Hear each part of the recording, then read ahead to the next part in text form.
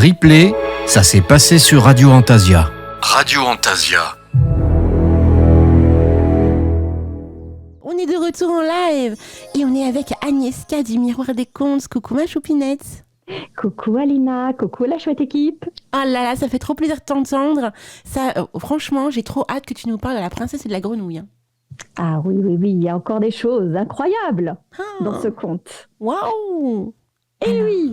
Et oui, et puis à la fin, on sait qu'il y a un invité, Monsieur Lapin. Ah bah oui, exceptionnel, hein. Tu sais qu'il fait fureur. Hein. Eh oui.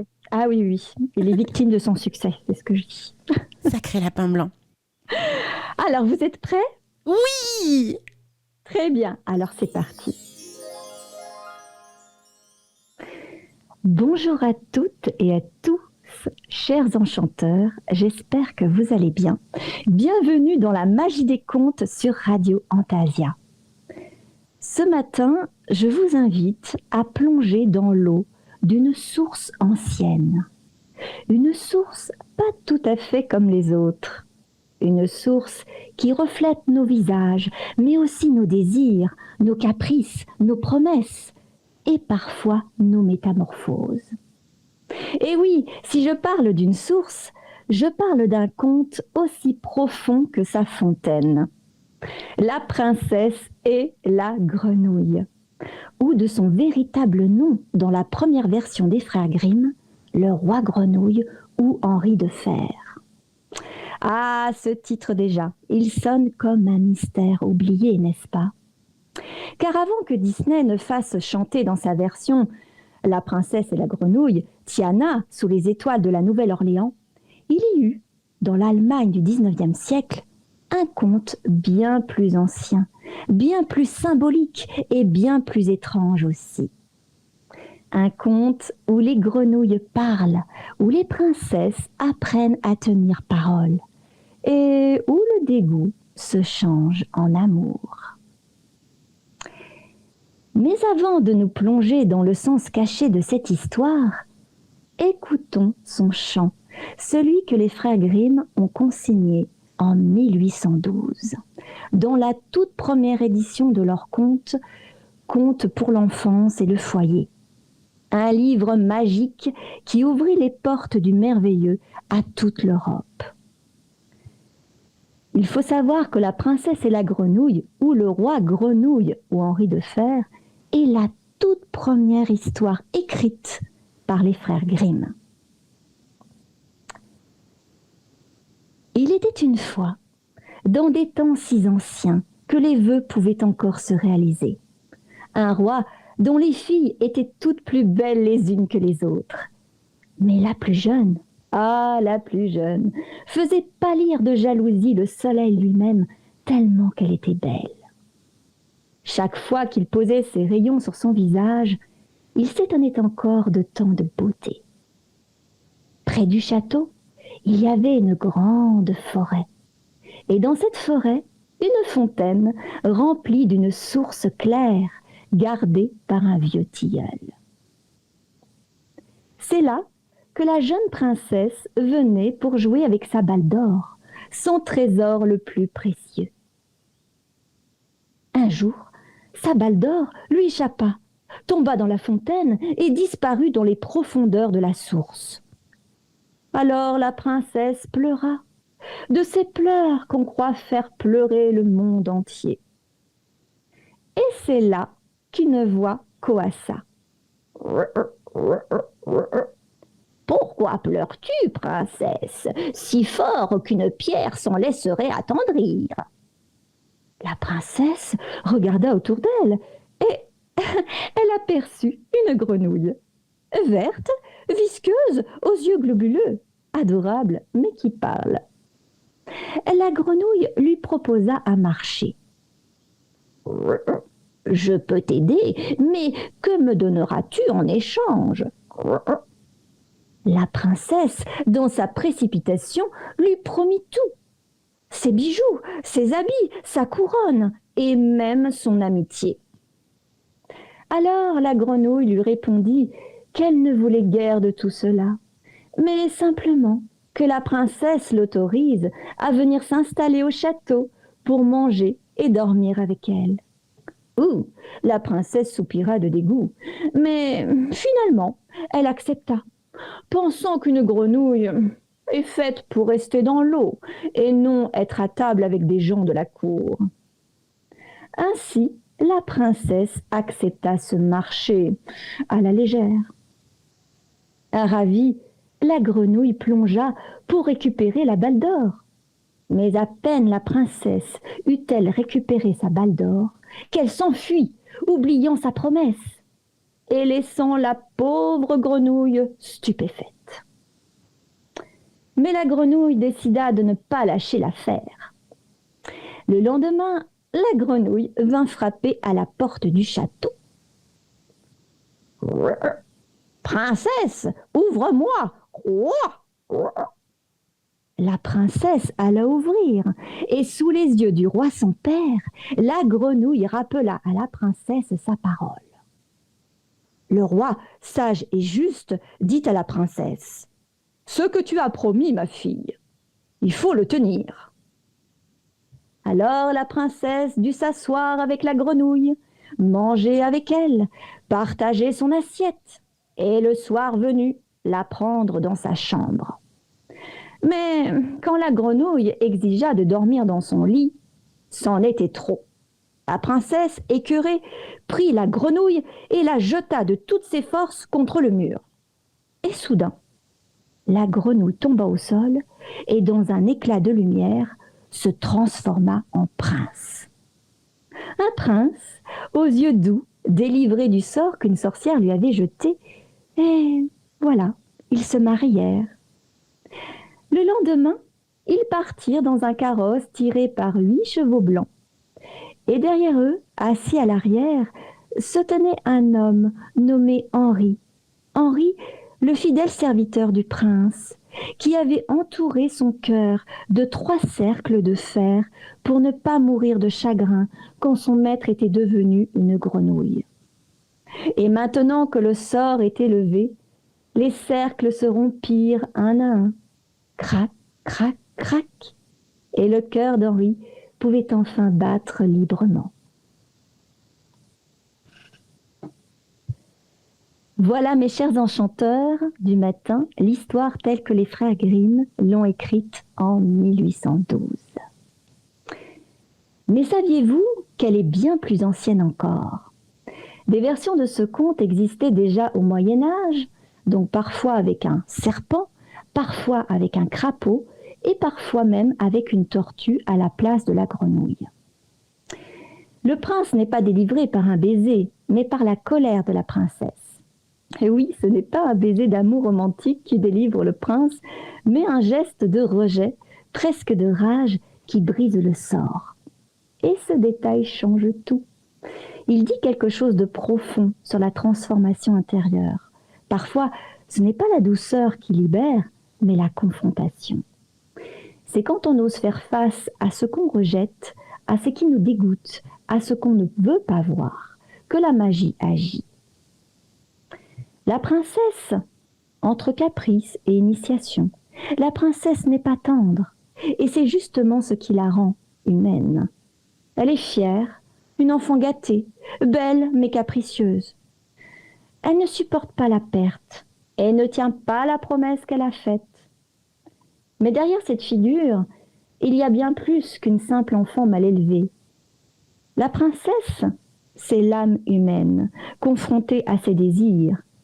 Elle joue avec la balle d'or, symbole du soi, de la perfection intérieure et de la lumière divine. Et cette balle, un jour, tombe dans la fontaine, le monde des profondeurs et de l'inconscient. Là où vivent les ombres, les instincts et les émotions refoulées. Et quand la princesse veut retrouver cette lumière perdue, elle rencontre la grenouille, le symbole du subconscient, de la matière vivante et changeante. En refusant la grenouille, la princesse rejette la part d'elle-même qu'elle trouve sale, moche, dérangeante. Mais pour grandir, il lui faudra accueillir cette part, la regarder, la toucher et même symboliquement dormir avec elle. Autrement dit, la princesse ne peut devenir femme que lorsqu'elle embrasse son ombre. La grenouille, c'est la gardienne des passages. Eh oui, la grenouille, pauvre petite créature incomprise. Dans tant de cultures, elle est pourtant un symbole sacré. Chez les Égyptiens, elle représentait la Renaissance. Chez les Celtes, elle était liée à l'eau, à la magie de la transformation.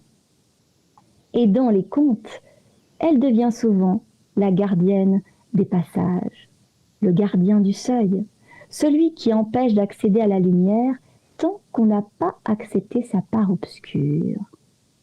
La grenouille vit dans deux mondes, l'eau et la terre. Comme nous, elle navigue entre l'invisible et le visible, entre l'émotion et l'action, entre l'âme et le corps. C'est une médiatrice, une passeuse d'équilibre. Alors, quand on dit embrasser la grenouille, on parle bien plus qu'un simple baiser. C'est accepter d'aimer le vivant en soi, même dans sa forme la plus brute. Le miroir de nos promesses, oui, le cœur du conte, c'est aussi la promesse. Cette parole donnée à la légère, oui, je te promets tout ce que tu veux, et aussitôt oublié. Et combien de fois faisons-nous cela dans nos vies? Combien de fois promettons-nous à nous-mêmes de changer, de nous écouter, d'être fidèles à notre intuition? Et puis, dès que la vie reprend son rythme, nous oublions notre grenouille intérieure. Le conte nous rappelle que la loyauté commence par la parole donnée. Et ce que nous rejetons revient toujours frapper à la porte. Parfois sous la forme d'un événement, d'une émotion ou d'une rencontre improbable. Et quand cela arrive, le roi intérieur, notre sagesse, nous dit « Ce que tu as promis, il faut le tenir ». Autrement dit, tu ne pourras pas fuir éternellement ce que ton âme t'a demandé d'affronter.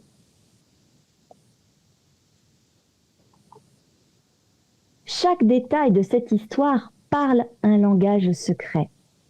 Les contes de Grimm n'étaient pas de simples histoires pour enfants. Ils étaient des miroirs de l'âme, codés, initiatiques, presque alchimiques. Alors voyons ensemble les symboles principaux de ce conte. Le tilleul est la fontaine, le lieu sacré. Et oui, le conte commence sous un vieux tilleul, près d'une fontaine claire. Ce décor n'a rien d'anodin. Il est la porte entre deux mondes. Le tilleul, dans les traditions germaniques et celtiques, est l'arbre du cœur et de la vérité. C'est sous les tilleuls qu'on rendait autrefois la justice, qu'on se mariait, qu'on faisait vœu d'amour ou de paix. C'est un arbre de douceur et de guérison, un arbre féminin relié à Vénus, à la tendresse et à la compassion. Le fait que la princesse perde sa balle sous cet arbre-là nous dit déjà que sa quête sera celle du cœur, car le tilleul veille sur ceux qui cherchent la vérité de l'amour, non pas une princesse capricieuse. Et la fontaine, elle représente la source de l'âme. L'eau y dort, profonde, mystérieuse. C'est le miroir liquide du subconscient, ce lieu où tout ce qui a été refoulé descend et attend d'être reconnu. Quand la princesse regarde dans la fontaine, elle regarde à l'intérieur d'elle-même. Quand elle y perd sa balle d'or, c'est comme si elle perdait le contact avec sa propre lumière. Et quand la grenouille en sort, c'est son inconscient qui remonte à la surface, venant réclamer sa place dans la clarté du jour. Ainsi, le tilleul est le gardien du serment et la fontaine, le révélateur de la vérité. Et ensemble, ils forment le sanctuaire où la transformation devient possible. Nous avons aussi la balle d'or. Et oui, la balle d'or, c'est la lumière intérieure. L'or, métal pur, représente l'esprit, la conscience, la perfection du soi. Lorsque la princesse joue avec cette balle, elle joue avec son essence divine. Elle s'amuse avec de sa propre lumière, sans en mesurer la valeur. Mais un jour, elle la perd dans la fontaine. Et la fontaine, nous le savons maintenant, c'est le monde souterrain, l'inconscient, le royaume de l'ombre et de l'eau. C'est la descente dans les profondeurs, là où gisent nos émotions, nos blessures, nos instincts oubliés. Le conte nous dit alors, quand la lumière tombe dans l'eau, il faut aller la chercher. Et pour cela, il faut rencontrer la grenouille, la gardienne des profondeurs. Et oui, la grenouille, elle vit entre deux mondes, l'eau et la terre. Elle est amphibie, donc double, capable de vivre dans l'eau ou vivre à l'air. Comme nous, elle saute entre le conscient et l'inconscient, entre le spirituel et le matériel. La grenouille, c'est la métamorphose en action. Elle naît tard, elle nage, elle respire sous l'eau, puis change de forme pour respirer l'air. Elle incarne la transformation, l'évolution, la capacité à renaître sans cesse. C'est pour cela qu'elle fait peur à la princesse, parce qu'elle incarne le changement, le passage, le vivant dans ce qu'il y a de mouvant. Et n'est-ce pas souvent ce que nous fuyons le plus ? Changer, quitter l'ancien, accepter le neuf, affronter nos eaux humides, gluantes, imprévisibles. La grenouille est la gardienne du seuil de ce passage. Si tu veux retrouver ta lumière, ta balle d'or, tu dois d'abord affronter ta grenouille intérieure. Donc la princesse, elle représente l'âme humaine dans sa jeunesse spirituelle, belle, pure mais inconsciente. Elle veut le plaisir, la perfection, sans le prix du voyage intérieur. Elle veut la lumière, mais pas l'eau qui la reflète. C'est seulement lorsqu'elle affronte la grenouille, lorsqu'elle cesse de fuir et de mentir, qu'elle peut enfin accéder à la maturité de l'amour et de la conscience. Et ce n'est pas un hasard si c'est un geste de colère et non un baiser qui libère le prince. La colère est ici une énergie de rupture du mensonge, le moment où la vérité éclate, où le masque tombe. Le prince, celui qui renaît du fond des eaux, et maintenant oui, parlons de lui, le prince oublié, celui qui dormait sous la peau de la grenouille, ce prince autrefois humain a été transformé en grenouille. Oui, pourquoi ? Parce qu'il avait lui aussi quelque chose à comprendre. Peut-être avait-il perdu sa foi, son humilité, son écoute du vivant et fait des promesses non tenues. Et la vie, toujours bienveillante, même dans des sortilèges, l'a envoyé dans les eaux sombres de la conscience. Être grenouille, c'est vivre dans la vase entre deux dimensions. Le prince apprend à patienter, à écouter, à attendre que quelqu'un tienne sa promesse pour être libéré lui-même d'une promesse qu'il avait jadis non respectée. La métamorphose ne vient pas d'un baiser, mais d'une prise de conscience. Le prince est notre lumière intérieure, parfois ensevelie sous les peurs, les complexes ou la honte. Et c'est en persistant à suivre cette princesse capricieuse qui la fera changer à tenir ses promesses, même si cela ne lui plaît pas, et que cette pauvre grenouille soit jetée contre un mur pour revenir à sa forme humaine. Nous avons aussi un personnage, Henri de Fer. Ah oui, ce personnage discret et pourtant essentiel à la fin du conte. Henri, c'est le serviteur fidèle, celui qui, par la douleur et la loyauté, fit entourer sa poitrine de 3 cercles de fer pour que son cœur n'éclate pas. Henri, c'est la plupart de nous qui restent fidèles malgré la souffrance, celle qui garde la foi quand tout semble perdu. Mais ces 3 cercles de fer ne sont pas seulement une image de chagrin, ils sont profondément symboliques. Les 3 cercles de fer, le mystère du cœur enchaîné, et oui, le chiffre 3, est celui de la perfection de la Trinité, corps, âme, esprit. Henri s'est lié à son maître par ces 3 forces sacrées. Le premier cercle est celui de l'amour terrestre, la loyauté humaine. Le deuxième cercle est celui de la foi, la fidélité spirituelle. Le troisième, celui du divin, la promesse éternelle d'un lien d'âme. Mais le fer, métal de Mars, symbolise la force, la volonté et aussi la rigidité. Henri a protégé son cœur, mais il l'a aussi enfermé. Son amour trop contenu devient tension. Et quand le prince retrouve sa forme humaine, on entend 3 craquements, clac, clac, clac. Les cercles éclatent un à un, le fer se brise, le cœur s'ouvre. C'est la dernière libération du conte, non celle du sort, mais celle du cœur qui redevient vivant. Quand l'amour triomphe, les chaînes se rompent. Henri, c'est le gardien silencieux de la loyauté pure. Son nom, Henri de fer, n'est pas celui d'une armure, mais d'une force qui a su tenir jusqu'à ce que la joie du retour fasse tout éclater. Alors bien sûr, comment ne pas évoquer la version de Disney? Et oui, celle des studios Disney sortie en 2009 sous le titre La princesse et la grenouille. Mais attention, ce n'est pas le conte des frères Grimm que nous y retrouvons.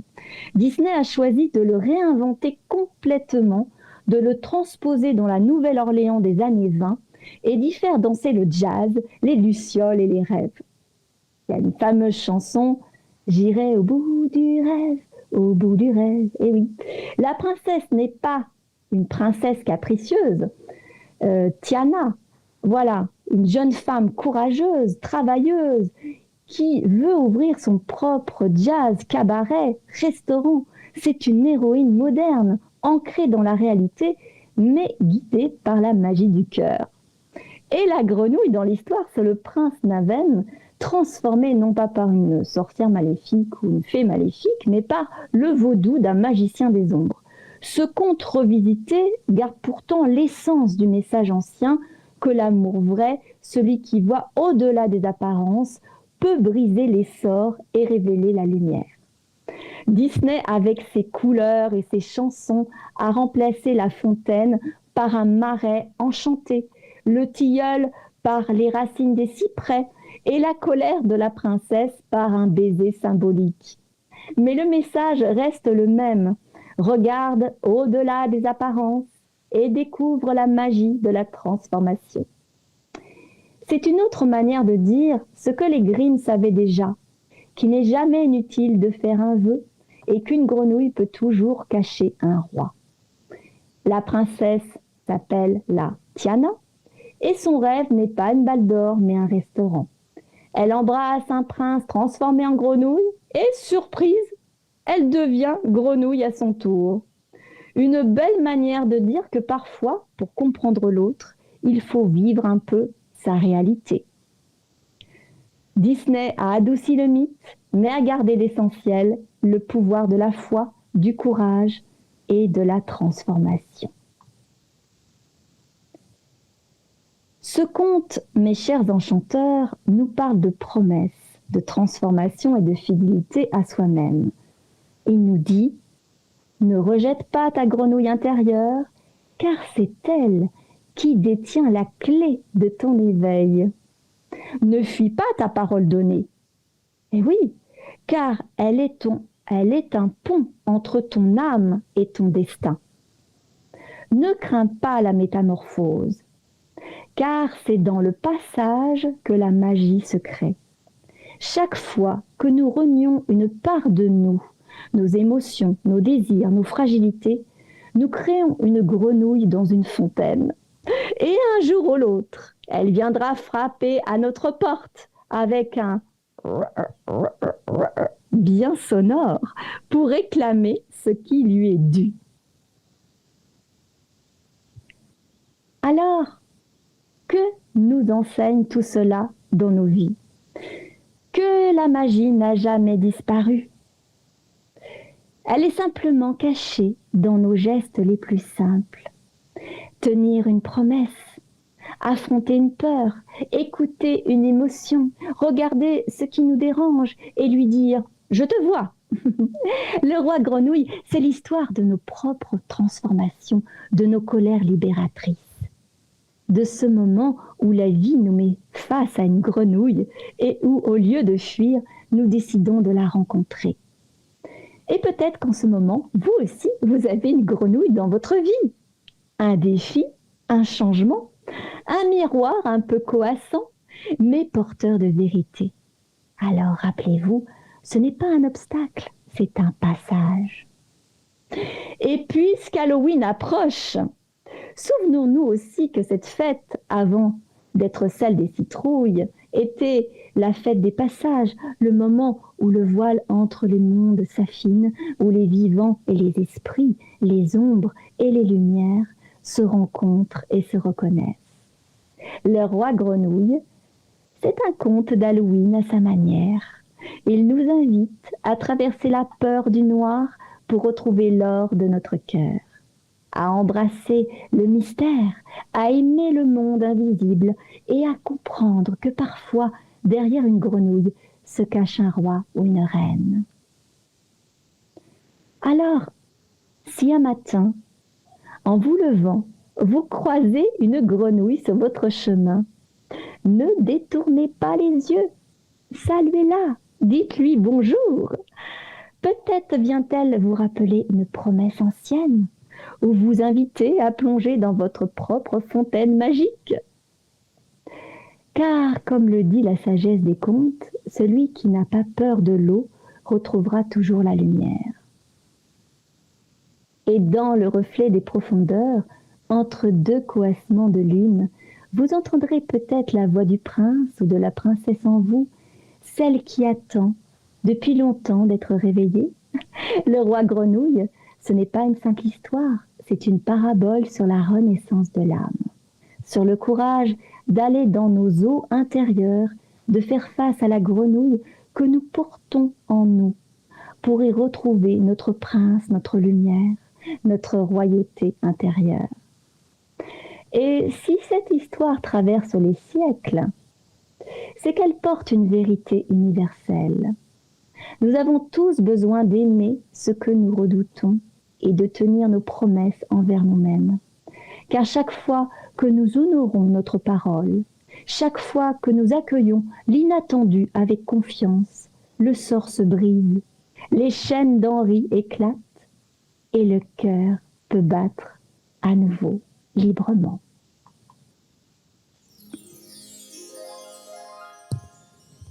Eh bien, quelle chronique, ma très chère Agnieszka. C'était magnifique, hein, vraiment. Voilà, fin de la chronique de la princesse et la grenouille. Alors, qu'est-ce que tu en as ressenti de cette chronique? Pour toi, c'est Ah bah, le moi, message. comme message, c'est déjà un symbole, comme j'ai dit, c'est vraiment le passage, la promesse, savoir tenir sa promesse intérieure, tu vois. Alors, j'ai adoré ton passage aussi quand tu parles de la fontaine, qui serait reliée effectivement au lac qu'on retrouve déjà dans le dessin animé de Disney. Je savais même pas qu'il y avait ce symbolisme autour de la fontaine. Oui. C'est fou. Ah mais complètement. Alors, au passage, il y a Claude qui est sur le chat. On lui fait plein de gros bisous. Ah, bisous, Claude. Et on a des retours des enchanteurs. Milenia qui nous dit « J'ai adoré cette histoire et la voix de Agnieszka nous fait voyager. Merci. » Lysia, c'est son anniversaire aujourd'hui. On lui souhaite un joyeux anniversaire. Et elle nous dit « Merci beaucoup Agnieszka. Superbe conte comme toujours. » Et bien sûr Claude qui dit « Fantastique Agnieszka. Clan du Lacras, c'est magnifique. Merci, j'ai beaucoup aimé ce conte. C'est beau. » Voilà, donc des messages pour toi ma pupuce.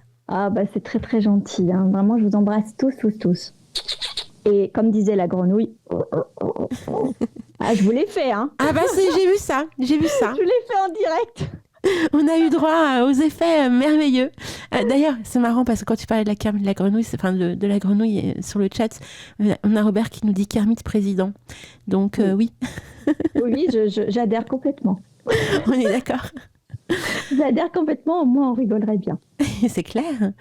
Alors, place à la minute du lapin blanc. Alors, juste avant, il faut peut-être que je dise la prochaine chronique. Ah bah bien sûr, mais oui. Et oui, rendez-vous pour ma prochaine chronique le dimanche 22 novembre pour un conte de fées enchanteur qui m'a été très demandé. comme les citrouilles sont toujours présentes en cette saison automnale, si je vous dis bou, quand mon cœur fait bou, ça fait bidibi, bodibi, bou. Cela vous dit quelque chose? Oui, bah oui. Et oui, j'ai la joie et le plaisir de vous annoncer dans la magie des contes Cendrillon pour le dimanche 22 novembre. Alors c'est le 23, ma pupuce, le dimanche. Ah bah ça sera le 23, ben voilà. Donc Cendrillon, ça promet du bouillon, mes très chers enchanteurs. C'est juste un conte magnifique. Moi, il m'a transcendé ce conte. Ah oui, j'avais hâte de le faire et je me suis dit, il faut que je trouve. Je ne savais pas, je dis tiens, est-ce que je fais au mois de décembre, au mois de novembre? Mais je me dis, comme c'est les citrouilles, voilà, novembre, c'est parfait. Tu m'étonnes. Alors, place au petit lapin blanc. Oui, je vais l'appeler. Je vais l'appeler. Lapin blanc, c'est à toi. Ah, oh là là, bonjour à tous. Hello, petit lapin blanc. Ah bonjour Alida, oh là là, mais quelle heure est-il? Qu'est-ce qui se passe? Je suis à l'heure aujourd'hui, Alida. Eh oui. C'est pas normal. C'est pas normal ça. Pourquoi donc t'es toujours en retard? Bah oui, bien sûr, je suis bécasse. Oui, mais là je suis à l'heure. Cette nuit, dans ma montre, les aiguilles ont fait n'importe quoi. Elles avançaient, elles reculaient en même temps, alors qu'au pays des merveilles, le temps n'existe pas. Non mais c'est quoi cette histoire? D'ailleurs, avez-vous tous retourné les aiguilles de vos horloges et dormi 1 heure de plus dans vos terriers? Ah ça c'est la question du jour. Je pense que tous les enchanteurs sont présents, donc je pense qu'ils ont fait le job. Ah bah oui alors. C'est quand même bien de dormir 1 heure de plus. Oh oui, aux petits oignons. Et toi, ça t'a fait du bien? Ah oui alors, oh là là, c'était bien. J'étais en train de m'allonger sur mes carottes, c'était merveilleux. Tu sais que le mois dernier, tu nous as fait tout un truc avec la cuisine. T'es rentré dans la cuisine, je sais pas ce que t'as fait dans la cuisine. Ouais, mais moi je fais plein de choses dans les cuisines. Moi, tu sais, je découpe les carottes. Ma spécialité c'est la carotte. Mais là, je veux raconter quelque chose. Voilà. Parce que moi, je vais prendre le micro. Parce que maintenant c'est parti pour la minute. Attention, il faut m'écouter. Ah là là là là là. Allez, je prends mon micro et c'est parti pour la minute. Et ici votre lapin blanc préféré en direct du terrier de Radio Antasia. Eh oui, il y a Radio Antasia à la terrier. Ah oui alors. Non mais c'est quoi cette histoire de princesse et de grenouille? On n'a même pas parlé de la grenouille qui voulait se faire plus grosse que le bœuf. Bah oui, elle a éclaté d'un bond. Ah oui alors, c'est une fontaine qui s'appelait Jean qui a écrit la fable. Bah oui, tu connais l'histoire? La grenouille qui voulait se faire plus grosse que le bœuf. Oui, elle a eu du succès à la cour de Versailles. Quant à Cendrillon, il n'y a même pas de lapin ni de grenouille dans son histoire, Alida. C'est un scandale. Ah bah c'est normal. En fait, j'ai mangé toutes les citrouilles du potager de Cendrillon. Oh là là là là. Du coup, la marraine l'a fait. Elle n'a pas voulu de moi pour faire le casting du cocher pour l'emmener au bal. Oh là là. Elle a préféré des souris, des lézards, un chien et un cheval pour conduire le carrosse plutôt qu'un lapin blanc. Et ça, c'est une autre histoire. Vous savez que je viens du pays des merveilles, n'est-ce pas? Eh bien, figurez-vous qu'à l'origine, les Lewis Carroll ne voulaient même pas que je sois blanc. Ah non alors, ils m'avaient imaginé gris taupe. Mais la reine de cœur a crié « Un lapin gris, quelle horreur! On ne le verra jamais courir dans le jardin. Qu'on lui peigne les oreilles en blanc. » Et hop, me voilà devenu blanc comme la neige, symbole de curiosité et d'un léger stress chronique. Allez, je vous ouvre, je vais vous livrer mon secret. Moi aussi, j'ai une balle d'or. Et vous savez comment elle s'appelle? Elle s'appelle le temps. Chaque minute passée à rêver, à rire, à écouter une histoire, c'est une perle de lumière qu'on garde pour toute la route. Alors, si vous m'écoutez ce matin, mes chers enchanteurs, c'est que vous aussi vous croyez un peu à la magie. Eh oui, c'est déjà un sort très puissant. J'adore. Ah oui, Oui. Ah bah alors, ça va être le moment magique du cadeau quand même. Bah oui, attends, petit lapin blanc, j'ai quand même des petites questions pour toi sur le chat. Le lapin blanc aime-t-il aussi les panés? Qu'est-ce que c'est que ça? Je sais pas. C'est pané, mais quoi de pané? Mais moi tout est naturel. Mais moi je veux pas du pané, c'est quoi? Est-ce que le lapin blanc mange aussi des carottes râpées? Oui. Ah, donc pas que des carottes normales, elles sont aussi râpées. Oui. Et comment tu les râpes? Ah bah, moi, je les râpe avec mes dents. Oh, Oui, mes dents, j'ai une mâchoire. J'ai une mâchoire qui fait directement. Ah oui, qui coupe toutes les carottes. d'accord. C'est automatique. C'est automatique. Ah bah, c'est vraiment quelque chose qui est automatique. Tic, tic, tic, tic, tic, tic, tic, tic, tic, tic, tic, tic, tic. Alors, question, faut qu'il arrête le... Ah mais non, mais il est normal, Isilionne, hein, le lapin blanc, il boit pas de café, hein. Il a fumé de la mandragore, non, je ne pense pas non plus. D'ailleurs, mon très cher petit lapin blanc, est-ce que tu connais la mandragore? Non, je n'entends pas du tout parler de la mandragore. Mais bon, j'en ai entendu parler. C'est lunaire ta réponse.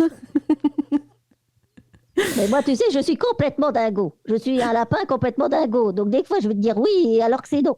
D'accord, Et oui, des parce fois, que je là, dis t'as non, donné c'est les... oui. T'as donné les deux réponses, hein. T'as dit j'ai pas Voilà. entendu parler, j'ai entendu parler, donc j'ai pas compris. Oui, voilà, exactement. Ben oui, mais voilà. Tu as tout compris. Parce que dans le pays des merveilles, rien n'est logique. C'est vrai, c'est vrai. Alors, mes très chers enchanteurs, on va faire la... Tu me perturbes, petit lapin blanc. On va faire le tirage au sort. Agnieszka, je sais pas ce qu'il a, mais c'est régulier, en fait, il est toujours comme ça. Oui, c'est toujours Ouais. comme ça. Il est infernal. Voilà, c'est comme ça. Ça doit être dingue quand même de Oui. vivre avec lui, ça doit être dingue. Oui, mais bon. Oh. La vie est quand même très originale avec lui. Oui, je me doute. Tu dois pas t'ennuyer. Non, On du est tout, du d'accord. tout. Ah, du tout. On va faire le tirage au sort, on va mettre une petite musique. Harry Potter, bien sûr, hein. Le temps de faire le tirage au sort. Je vais appeler un enchanteur à l'antenne. Et petit lapin blanc, eh bien, il va pouvoir vous interviewer. Et oui, si vous gagnez le cadeau. Alors, si je vous appelle et que je vous dis qui ai-je au bout du fil et que vous me répondez je suis un enchanteur, vous gagnez la mandragore, mes très chers enchanteurs. Ok? Donc, on y va, ma très chère Agnieszka, pour la petite pause musicale? Oui. Ah bah là, c'est le lapin qui... Ah bah si tu veux, oui. Mais non, mais le lapin, si tu veux, il me prend des fois le micro. Alors, Ah, c'est d'accord. très embêtant. C'est très embêtant. Hein, c'est très, très embêtant. Oui. Allez, c'est parti pour Harry Potter, mes très chers enchanteurs. Replay, ça s'est passé sur Radio Antasia. Radio Antasia.